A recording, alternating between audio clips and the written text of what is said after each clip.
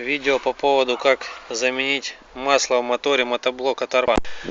С чего нужно начинать? Вот снимаем вот эту крышку вентилятора. Защиту.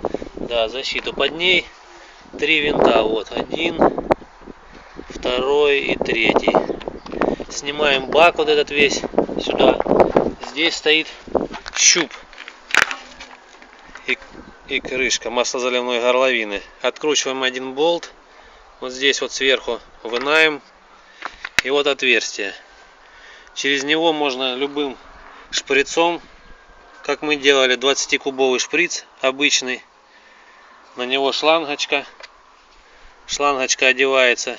И аккуратно выкачиваем. 5 минут и масло выкачали. Сюда влазит 600 грамм мотор. Всем спасибо, до свидания.